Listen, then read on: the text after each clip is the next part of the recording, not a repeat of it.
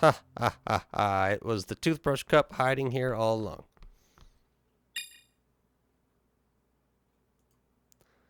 It's a glass cup, freezing to the touch, just like everyone else's around here. Let's get some toilet water. I don't want to flush that away. No. Get sink water? Basin?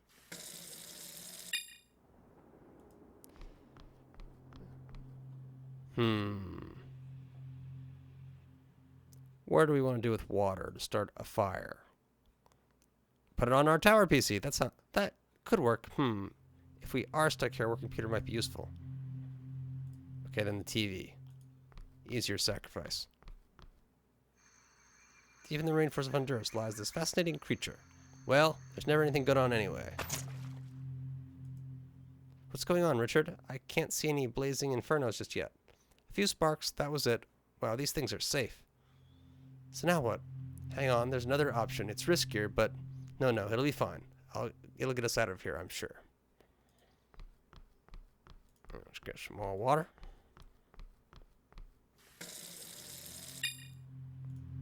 Throw it on the tower PC. Okay, here goes nothing. Oh, nice. Whoa. Richard, what's that? Are you okay? Yeah, I'm fine. It's just great temperature in here, not freezing at all. Why aren't you opening? Richard, what have you done? Well, I got a fire going, but are you setting yourselves on fire after all? Yeah, kind of. And the bars aren't opening. Fuck's sakes, Richard, I knew this was a bad idea. Certainly seems that way. Well, can't you put it out? I mean, oh fuck, with what, Alice? I have a small cup to put out that fire. You're standing right next to a bucket. There's a hole in it. Oh, hang on, let me just...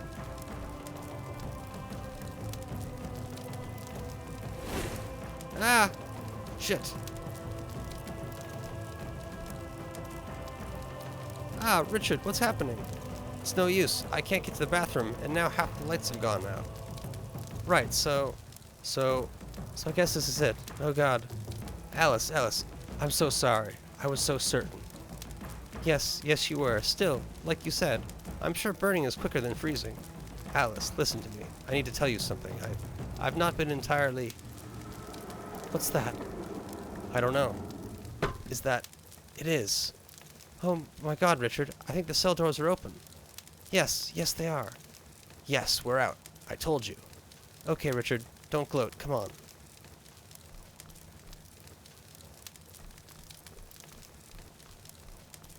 Take his picture. Can't believe I almost forgot this again.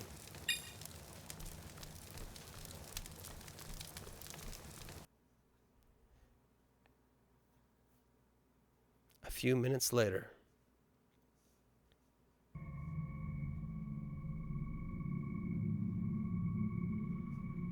I can't believe we're out.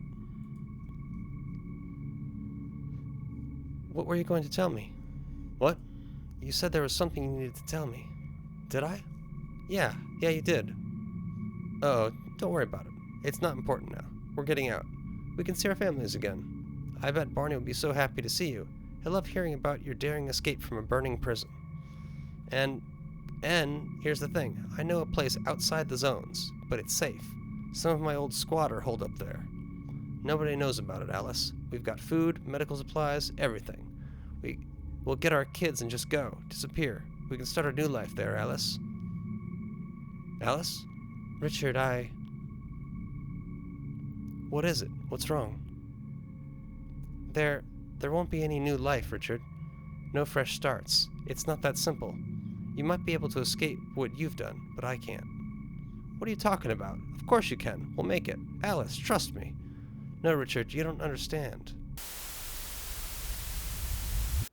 I pissed off a lot of people.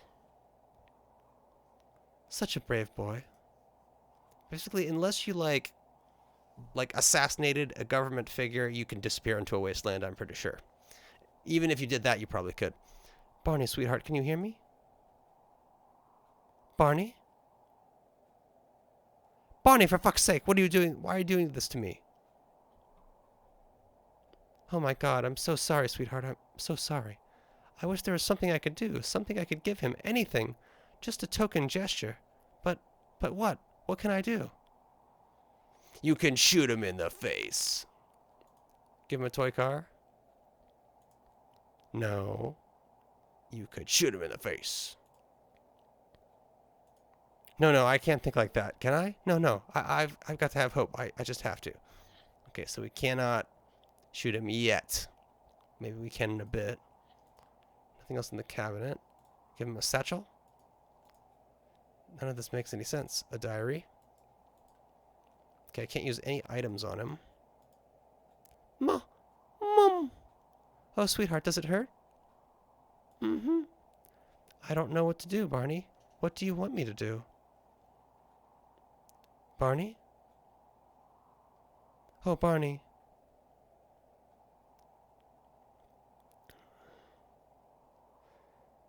The cooker? I don't feel like cooking. Why bother? I don't know if there's anywhere we can even go.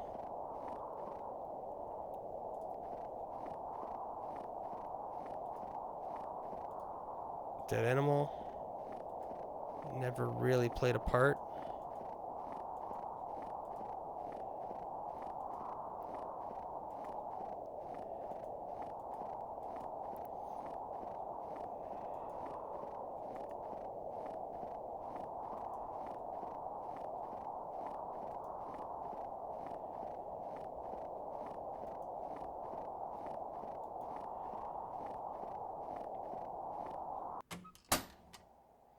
Why am I here? A shed? What miracle cure do I expect to find in a fucking shed? Could saw his head off. No. Still works. Looks like it's seen better days. Workbench. Nothing to do here.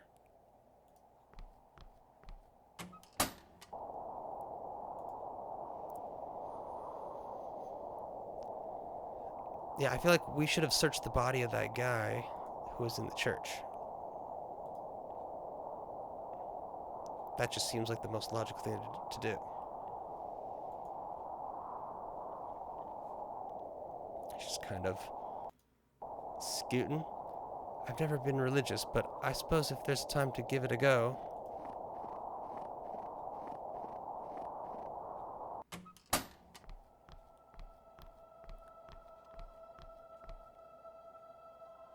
What am I supposed to do? I just need someone to tell me. I don't know anymore.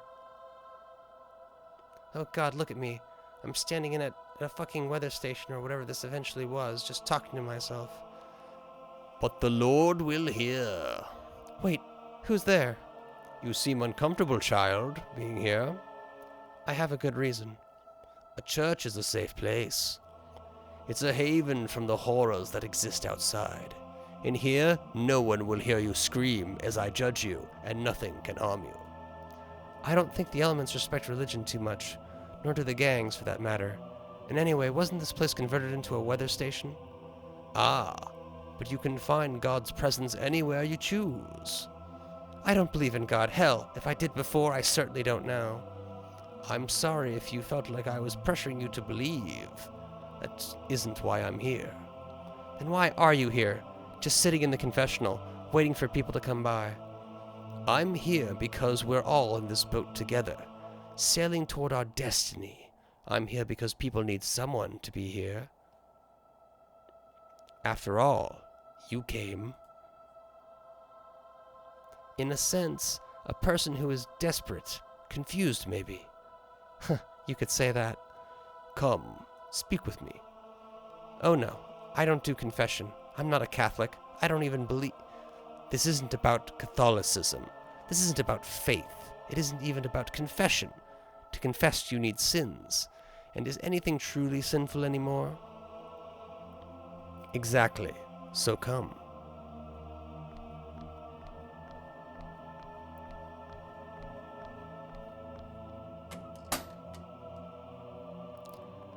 There we go. Now I hope you don't mind my asking, but I do prefer to address people by name. You don't have to give me your real name, of course. No, it's okay. I'm Alice. Alice. So tell me, Alice, what would you like to discuss? You're mysterious. Who are you? What's your story? If this isn't about faith, are you even a priest? Why do you ask? Funnily enough, I have trouble trusting people these days. I'm a man, a survivor, just like you. Sometimes, when it's safe, I take walks by the lake or visit the graveyard. And that's all you do? No capturing or killing or... No, rest assured. I have no intention of doing anything like that. Not unless I truly have to. There are people who would have you believe that they truly have to do that every day. They're scum. I hate them, all of them. Ah, but for all our differences, we're all the same, aren't we? We're all just trying to exist for another day. See the sun rise in the morning, then see it set once more. But survival makes people do terrible things. Terrible is subjective. Of what do you speak? My son and I were held captive in a basement for days. We've been attacked. Just a few weeks ago, some men tried to take him from this very building. My partner was killed by a mob of men who were stealing from us. They took our food. We barely had enough as it was. I think I have a pretty good idea of what terrible means. Would you kill in order to stay alive? What? People are only responsible for their actions for as long as they're in control of the situation, wouldn't you say? I don't... After which point we turn to our instincts to get by. We are but animals, Alice. We do what we need to do. So you'd kill me now if, say, we had food and you were hungry? I'd try to reason with you. I'd see if we could trade. Most of all, I'd invite you to share what I had, in the hope that you would reciprocate. And if I had nothing? Alice, you must understand, these are not times in which we can always afford to think for too long. I assure you, though, you are safe here. My son, he's... Go on. He's sick, like really sick.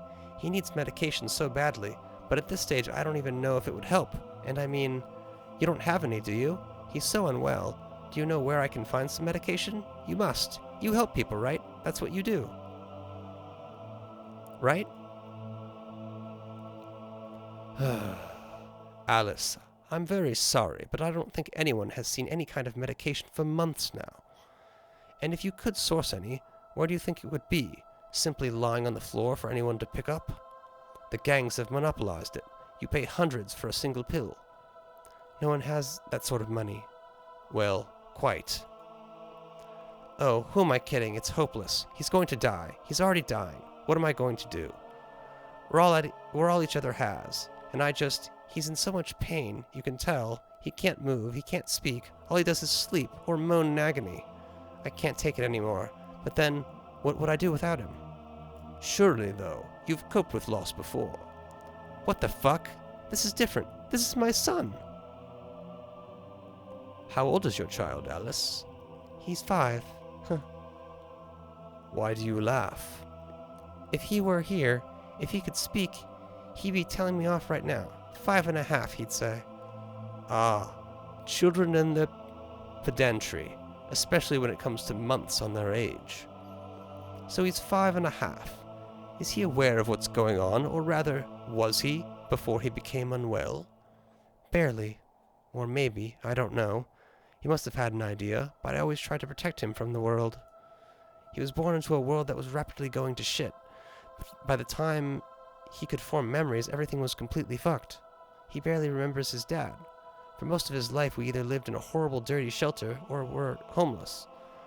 I often wish I'd never brought him into this world. Hell, I even wished I could take him out of it. No, I can't think like that. Can I? It's natural for a mother to want to protect her child, even if it would mean doing something unthinkable. No one can tell you how to deal with this, Alice. It's one of those things in life that you must work out for yourself. But, and I know you don't believe, and I'm not pressuring you to do so, I know that God will help you make the right choices. Can I just shoot him, and then take his medicine that he's hiding on his belt the whole time? Do you come here often? To the church, I mean? I'm here quite a lot, yes. Have been for a while, in fact. Oh? What, since before it was a weather station? Around the same time, perhaps. But for me, it's always been both, not one or the other. I worked here for a time. Wow, a religious scientist, huh? I believe the two can coexist. I'm no fool, Alice. I don't dispute the systems that have delivered to us all these years of snowfall. I don't believe it to be a punishment from above, as many do. I believe it is something we have to do our best to cope with. So what, you're trying to turn this place back into a church again? Well, as I say, my belief is that science and spirituality can exist side by side, and sometimes people come, and I do what I can. I can watch the snow, I can observe the weather the way it changes subtly, but substantially enough to make a difference, the temperature, the wind. And when I'm not doing that, I can pray. I can help others who seek guidance, or just a conversation to pass the lonely hours. For all the mess here, it really is a beautiful little building, I have to say. Not too grand, just right, feels homely somehow. I've always thought the same, Alice. It's one of the reasons I enjoyed it when my work brought me here. In fact, it always felt homelier than where we were actually housed, a building up the way, on the other side of the woods. That building, and this place too, have seen some nasty things in their time. But then, it's all about survival, about seeing another day. What do you know about the weather? I guess we could talk about the weather. It sounds like the biggest cliché in the world, but I suppose it's pretty apt. Unlike many, I never tire of talking about the weather. How did all this happen? How could we have missed it? For all the technological know-how that we have, and for all the scientific advancements that we've made, there are still things we miss. In fact, the weather was always moved in mysterious ways. Humanity used to believe it was sent from a higher power in order to praise or punish us. Today, we know otherwise, but in many ways it's almost like a god in itself. It has the power to give life and to take it away. It's funny to think, isn't it, that some parts of the world are uninhabitable because it's too hot. At least I assume that's still the case. Yes, as far as I know. Acres of blistering desert, so parched that nothing can survive. I suppose we have it lucky. Luck isn't a word I'd use right now. Actually, I'd better go. I'm sorry, I need to get out of here. Very well, child. Tell me, if you do not wish to speak with God, is there anyone you could speak with? Since Barney got sick, no, there's no one. Except my partner, I suppose. Barney made me talk to a grave a while ago. It's not even his. Barney doesn't know that, but I just wanted to help. And did it? Did it what? Help. Him? Probably. Me? Actually, I don't know. You know what? Maybe it did. Perhaps you should talk to your partner now. I am a firm believer in the value of family. Your partner will always be the person from whom to seek guidance. Maybe you're right. Thank you. You are very welcome. Alice. Yeah? I am not here to tell you what to believe. We have free will for a reason, and your views are just as valid as mine or anyone else's. You should always follow those beliefs. However, I hope you may take some solace in knowing that I will be praying for you. And I do believe, even if things seem bleak, or if they become unfathomably hard to handle, that there is someone looking out for you, someone guiding you the way. I wish you the very best of luck.